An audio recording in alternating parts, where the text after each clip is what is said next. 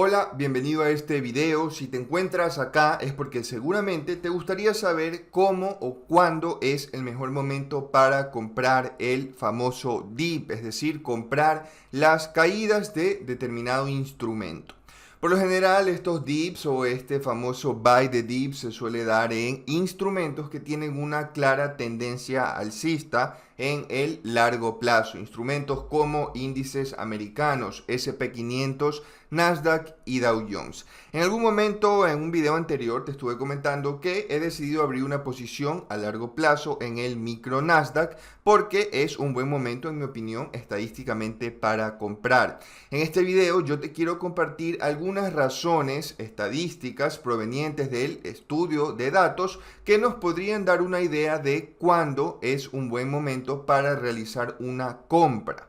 Antes de empezar a compartirte estos datos que nos van a ayudar a saber esto de acá, es importante que entiendas que se pueden realizar compras en distintas temporalidades o de distintos tipos. Entonces, vamos a entender a lo largo del video la diferencia entre buscar una compra proyectada a cerrarse dentro de la misma sesión o buscar una compra proyectada a cerrarse, por ejemplo, en 3 meses cuando expire un contrato, o buscar una compra proyectada a largo plazo. Entonces, es importante que se entienda primero qué queremos hacer, qué estamos buscando, qué tanto es nuestro horizonte para sostener la posición, para entender qué datos nos van a ayudar.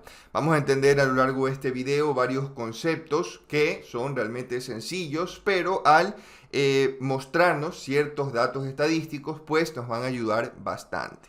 Antes de empezar, te quiero invitar a que revises de forma totalmente gratuita el seminario que estuve dando la semana pasada, donde revisamos estadísticas de mercado del año 2022. Información que te va a servir para que este 2023 empieces con una buena referencia de estadísticas que pueden estar siendo válidas o pueden ser similares este año. Te invito también a que si te interesa saber o aprender a realizar este tipo de estudios, análisis cuantitativo, revisar datos o tratar de encontrar ventajas estadísticas, veas el curso que estoy organizando para marzo, donde te voy a enseñar a extraer datos y modelarlos. Sin más que decirte, revisa esos links en la descripción.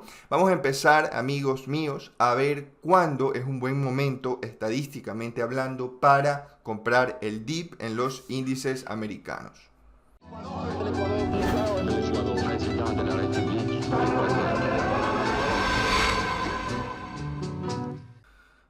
Listo, entonces vamos a empezar a ver y a explicar primero qué datos estadísticos te voy a estar compartiendo que te pueden ayudar a saber cuándo comprar el dip. Como te indicaba al principio, es importante que entiendas primero qué horizonte buscas en tu compra, cuánto tiempo planeas realizar la compra. Básicamente, cualquier franja que tú decidas analizar de forma cuantitativa te va a servir y te va a ayudar a proyectar de alguna manera el comportamiento del instrumento.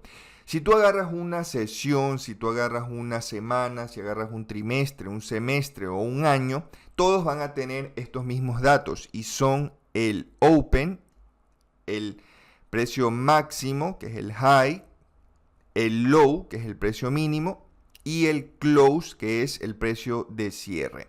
En este caso tienes aquí 3 franjas verticales que cada una es una franja de un año. Tienes el 2020, 2021 y 2022. Obviamente yo voy a tener para cada una de estas franjas el open, el high, el low y el close. Y vamos a empezar viendo primero cuál es la probabilidad de que un año cierre de forma consecutiva en negativo. Es decir, por ejemplo, este año de acá tenemos que el open y el close es menor al open, entonces tenemos un cierre negativo. Acá tenemos close mayor al open y tenemos close mayor al open. Entonces, cuando tengamos esto, que el close es menor al open, ¿cuál es la probabilidad? O sea, ya sabemos que a largo plazo lo más probable es que se dé ese cierre en positivo. Pero cuando tengamos el cierre negativo, ¿cuál es la probabilidad de tenerlo de forma consecutiva? Esto lo podemos ver tanto para años, como para semestres, como para trimestres, semanas. En el seminario que puedes ver de forma gratuita, te compartí el dato para sesión americana. Es decir, si tienes una sesión o dos sesiones americanas cerrando en negativo de forma consecutiva, ¿cuál es la probabilidad de tener una tercera sesión cerrando en negativo, una cuarta, etcétera? Ya eso te puede ayudar a darte una idea de, mira, ya tenemos, por ejemplo, una semana, veo que lo más probable, o sea, es que, por ejemplo, 2 semanas cierren en negativo. Ya en la tercera, ya es poco probable que tengamos un cierre en negativo también. Entonces, en esa tercera semana, tiene mucho sentido buscar esa compra o comprar el dip. Como te indico, esto tú lo puedes hacer para cualquier franja. Entonces, puedes ver el dato para sesión americana. Vamos a ver el dato para semana, para trimestre, etcétera, pero lo puedes hacer para cualquier temporalidad. Entonces, también podríamos ver, por ejemplo, cuál es la distancia entre el open y el low. Esto aquí es lo que se conoce como el intra, en este caso sería el intra-year, es decir, el drawdown dentro de esta franja. Es decir, ya sabemos que entre el open y el close, tenemos aquí el open, tenemos acá arriba el close, aquí tenemos una distancia, que en este caso sería positivo, acá tenemos el open, acá tenemos el close, también tenemos una distancia que sería positivo. Pero regularmente va a existir, es decir, de inicio a fin tenemos este cambio, pero entre estos dos periodos, entre este inicio y este fin de este año, vamos a tener este drawdown dentro de la franja. Este drawdown va a ser la distancia entre el open y el low de, puede ser asimismo, el open y el low de la sesión americana, el open y el low de la semana o el open y el low del año, por ejemplo. Va a depender, te repito, de qué estés buscando hacer.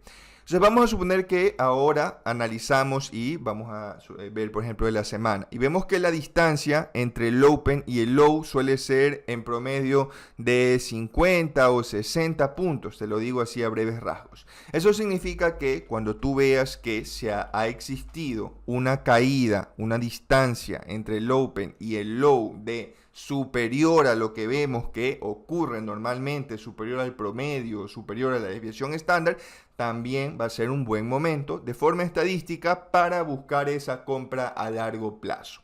Entonces, estas son las dos razones, estos van a ser los dos datos que te voy a estar compartiendo. Esta es la explicación de qué significan o cómo nos podrían ayudar. Entonces, conocer qué tan probable es que determinada franja de tiempo cierre de forma consecutiva en negativo y conocer cuál es el drawdown de forma interna en esa franja que también vamos a analizar. Puede ser un año, etcétera. En ambos casos, si sabemos que primero que hasta 2 cierres, por ejemplo, es ya probable, ya el tercero es muy poco probable, en el tercero buscamos la compra.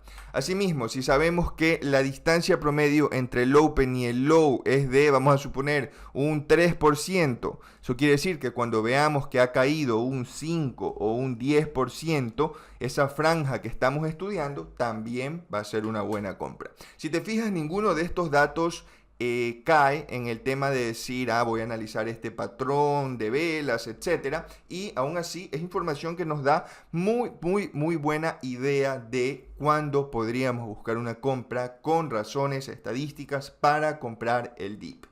Nuevamente aprovecho para invitarte a que revises el curso que estoy preparando para que aprendas a extraer los datos de cualquier temporalidad, modelarlos y analizarlos para tratar de encontrar conclusiones estadísticas que te ayuden a encontrar ventajas en los mercados de forma objetiva. Entonces, una vez entendidos estos datos, ahora sí vamos a ver los porcentajes en los que estos dos eventos que te he explicado ocurren. Listo, vamos a ver entonces los datos que tenemos. Vamos a hacer esto para dos distintos horizontes, para dos distintas franjas de tiempo. Vamos a empezar con meses. Entonces yo tengo aquí los datos para estos tres instrumentos. Vamos a empezar, vamos a hacer solo del SP500 en este video. Y yo podría elegir hacer este estudio para una franja de días, de sesión overnight, de meses, de sesión americana, semestre, trimestre, semanas o años. Va a depender de cuál es mi aspiración con lo que quiero conseguir acá, qué tipo de franja quisiera abarcar. Así que vamos a empezar con meses. Entonces tengo acá toda la información ya pasada a Power BI. Este es el programa que vamos a estar aprendiendo a dominar en el curso. Bueno, yo tengo aquí mucha información respecto a los meses, como cuánto fue el change, es decir, cuánto fue la diferencia porcentual entre el open y el close, de cuánto fue el volumen, cuánto extendió hacia arriba, cuánto extendió hacia abajo, cómo abrió respecto al mes anterior, qué niveles testeó del mes anterior, etcétera. Pero vamos a ver lo que nos importa, y es qué de estos datos nos ayuda a nosotros a saber cómo incorporarnos en el largo plazo. Entonces miren, lo primero que vemos es que de los meses, el 66% de las veces tenemos el cierre positivo. Es decir, el 66 o 66 de cada 100 meses va a tener el close por encima del open. Ahora, esta diferencia puede ser incluso de un tick, pero con tal de que sea el close mayor al open, ya eso se cuenta como un cierre positivo. Y el 33.33% de las veces vamos a tener un cierre negativo, es decir, el close menor al open. Ahora, hay algo más interesante, un poquito más allá, y es cuál es la distancia promedio. Entonces, abre el mes aquí, pasa lo que tiene que pasar de forma intramensual. ¿Y cuál es la distancia promedio entre el open y el close que tienen estos meses? Esta distancia promedio es de un 1.17%. Entonces, en promedio, los meses tienen un change positivo de un 1.17%. Entonces, ahora vamos a suponer que estamos en algún mes que tenemos el cierre negativo, un mes donde el close fue menor al open, el mes fue negativo. ¿Cuál es la probabilidad de que tengamos cerrando de forma consecutiva un mes? Es decir, cierre negativo y segundo cierre negativo. Es decir, esto aquí cuenta como 1, porque tenemos cerrando de forma consecutiva una vez. Tenemos 23% de probabilidades de que esto se dé. Es decir, si ya cerramos un mes negativo, tenemos un 23% de que el próximo mes también sea negativo. Y por el contrario, que se encadene esto durante 3 meses, es decir, un mes negativo, otro mes negativo y que tengamos otro mes negativo. Miren cómo ya hay una gran diferencia que va de un 23 a un tan solo 6% de probabilidades. Entonces, así, a breves rasgos, si es que tenemos un mes cerrando en negativo y el próximo cerrando en negativo, el tercero ya es un buen momento para buscar que se compre. Fíjense como de aquí, desde el tercer mes cerrando en negativo en consecutivo para adelante, no hay una gran diferencia porcentual como esta de aquí, porque aquí hay un gran cambio, entonces disminuye mucho esa probabilidad. Ya de 6 a 2, pues igual disminuye, pero no tanto, no es tan marcada como este decremento de acá. Entonces, a breves rasgos, amigos, si tenemos ya 2 cierres negativos de forma consecutiva para el SP500, el tercero de acá es un buen momento para esperar que a cierre de este tercer mes tengamos el close mayor al open. ¿Listo?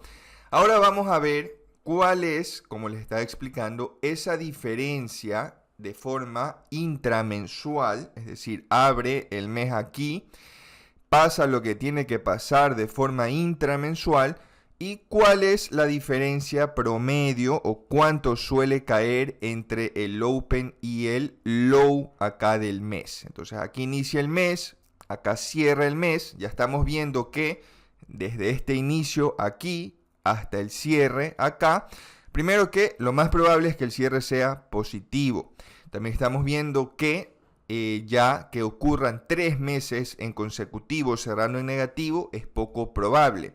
Ahora vamos a ver cuánto es ese drawdown intramensual para el SP500 y vemos que en promedio estamos en 84 puntos. Entonces, en promedio suele caer aquí entre el open y el low 84 puntos. Ahora, eso significa que ya en 84, si yo veo que ha caído un mes 84 puntos, tengo que comprar.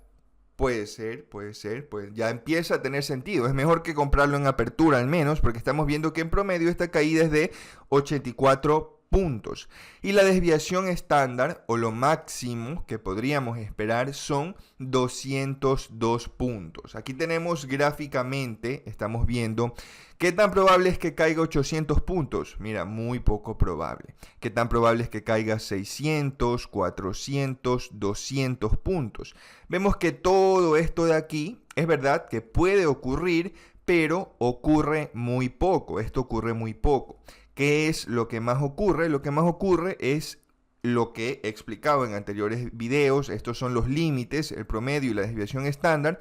Lo que más ocurre es que en promedio cae 84 puntos y como máximo, es decir, el límite, la desviación estándar, son los 200 puntos. O sea, yo esperaría que si es que la distancia entre el open del mes y el low del mes está por ahí en 100, 150 puntos, de forma estadística ya es un buen momento para buscar esa compra. ¿Por qué? Porque ya tenemos esa distancia entre el open y el low para esta franja que estamos estudiando, que es en los meses, ya tenemos esa distancia en promedio. Mira que este tipo de compra sería pensada en algo proyectado a un mes al menos, pues es la granularidad, es la franja que estamos analizando. Ahora, la gran ventaja de estudiar los datos, como veremos en el curso, es que aquí de forma yo muy fácil puedo editar mi consulta y en vez de ver estos datos para los meses, voy a ver ahora, me interesa ver, vamos a suponer que quiero bajarme más de temporalidad, me interesa ver la semana. Ya no me interesa el mes, ahora me interesa la semana. Hago el reemplazo de datos porque yo ya lo tengo. Reemplazo los datos, se me actualiza la consulta. Ahora tengo aquí la información semanal. Obviamente tengo una muestra más grande. No te comenté la muestra, debí hacerlo al inicio. Tenemos aquí los datos desde el 2009, ¿sí? Desde el 24 de mayo del 2009 para el caso de los meses, para el caso de toda esta muestra que tienes aquí, va desde el 2009. Obviamente van a haber más semanas que meses, van a haber más días que semanas y así. Entonces, asimismo, esta distancia la vamos a tener. La semana en promedio cae 39 puntos, como máximo 90. Vemos que es lo que más abarca aquí el gráfico visualmente. Podríamos tener semanas que caen más de 100 puntos, pero ocurre muy poco. Y de la misma manera vamos a ver ese sesgo alcista proyectado de forma semanal. Las semanas, el 58% de las semanas cierran en positivo. El promedio es de apenas y un 0.20% porcentual, la distancia entre el open y el close, hablando de una franja semanal. Y en términos de semana, amigos míos, miren como que ahí es diferente. Tenemos 23% de probabilidades de encadenar 2 semanas cerrando en negativo y ya un 10% en la tercera y un 3% en la cuarta. ¿Sí? Entonces, asimismo es el dato que nos sirve. Ahora yo te podría dar los mismos datos para año, semestre, día, sesión americana, etc. El propósito de este video no es decirte cuándo tienes que comprar, sino es darte un poco de luz o una idea de realmente de forma objetiva cómo podrías plantear o cómo podrías evaluar si es o no es una buena compra. O sea, en vez de esperar que tengamos un hombro cabeza a hombro, evaluemos cuánto suele caer en promedio el instrumento, cuántas veces se suelen encadenar los cierres negativos y en base a estos datos evaluemos la posibilidad de invertir a largo plazo. Como es lo que he hecho en el video anterior que te he estado comentando para mi largo micro Nasdaq. Amigos, esto sería todo de mi parte en este video. Espero que te haya servido, que te ayude un poquito a entender un poquito mejor el comportamiento de los mercados. Sígueme en mis redes sociales si quieres estar al tanto de más del contenido que suelo compartir. Cuídate mucho, ten un muy buen día y chao. Este Ecuador amazónico, desde Desde siempre y hasta siempre. ¡Viva la patria!